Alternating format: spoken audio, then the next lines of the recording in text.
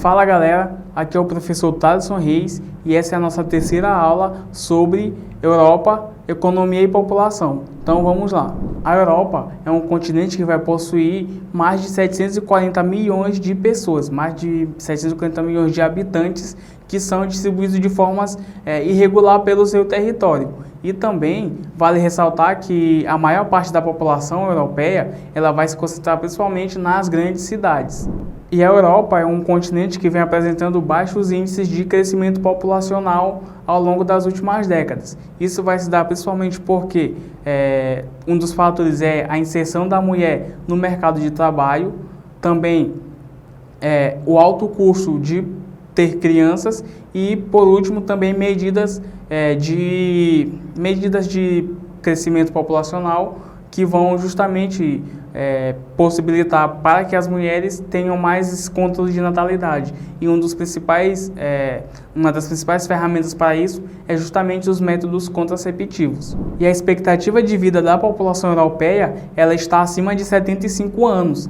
Isso vai se dar principalmente por melhorias nas condições de saúde, como saneamento básico, que reduzem bastante essas taxas de mortalidade. E também em alguns países, como a Itália, por exemplo, vai haver a maior presença de idosos do que a população de jovens. E esse fenômeno de ter a população de idosos maior que a de jovens vai gerar uma grande pressão em órgãos de previdências sociais, devido a esse grande aumento na população idosa.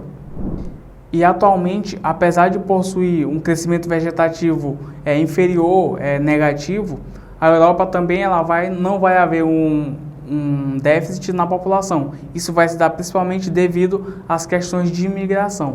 E a Europa ela vai ser um continente bem marcado pela sua variedade étnica e linguística. Isso porque a composição étnica europeia vai se dar basicamente de germânicos, latinos e também de eslavos.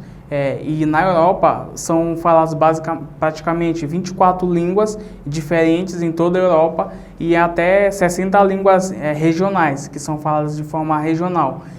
Temos um exemplo que é justamente a Bélgica, que somente nesse país é falado 3 idiomas como oficiais, que são justamente o francês, o holandês e o alemão.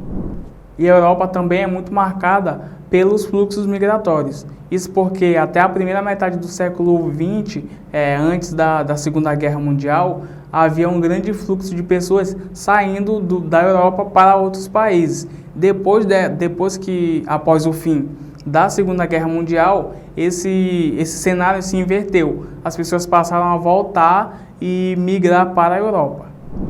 E de acordo com dados da ONU, cerca de 76 milhões de imigrantes vivem na Europa. E vão ser pessoas que vêm de diversas partes do mundo, principalmente ali da parte norte da África e também da América Latina e Ásia. E apesar de uma crise econômica enfrentada pelos países europeus ali a partir de 2008, esse continente continuou a atrair grandes fluxos de imigrações. Isso porque pessoas de diversas partes do mundo são atraídas principalmente pelo alto índice socioeconômico, pela grande presença de empregos e também por bens e serviços públicos de qualidade. E uma das principais causas da imigração ser forte na Europa é justamente a necessidade da mão de obra. Países principalmente como Reino Unido e França, eles vão trabalhar da seguinte forma: vão atrair jovens nascidos em suas antigas colônias, em seus países que eram suas colônias, e eles se mudam para lá em busca de empregos e também devido a isso eles vão ter acesso à capacitação de trabalho para que eles possam ter uma melhor capacitação profissional no país e dessa forma crescer economicamente. E além de atrair pessoas de outros continentes e outros países, os países europeus também vão atrair a presença de moradores da própria Europa. Isso vai se dar principalmente pela desigualdade econômica que há no país. Então, pessoas de países da Europa mesmo também migram para outros países em busca de melhores qualidades de vida. E um outro ponto importante é justamente a questão de conflitos políticos e guerras em outros países, como por exemplo na Síria, vão atrair bastante os principais refugiados, as pessoas que fogem desses países, que fogem da guerra. Seus principais destinos são justamente os países europeus. E essa presença de conflitos e de pessoas fugindo de países que estão em problemas socioeconômicos, que estão em problemas de guerra, por exemplo, como a Síria, vai gerar um grande problema que os países europeus vão enfrentar, que é justamente a imigração ilegal. Isso porque as pessoas que estão fugindo desses países, elas não entram de forma regular no país, elas vão entrar de maneira ilegal, através de mares, através de diversos meios, até bem caóticos, eles vão adentrar nos países europeus. Então alguns governantes de países europeus, eles lutam muito contra essa questão de imigração ilegal, justamente por alegar que os países não possuem estruturas adequadas para receber essas pessoas de outros países. E algo também que é muito frequente na Europa, nessas questões de problemas sociais, é justamente a xenofobia e o racismo. Isso porque, com o crescimento vegetativo baixo, os países da Europa, eles vão possuir cada vez menos mão de obra. E devido a isso, eles vão necessitar também de pessoas para fazer esse trabalho.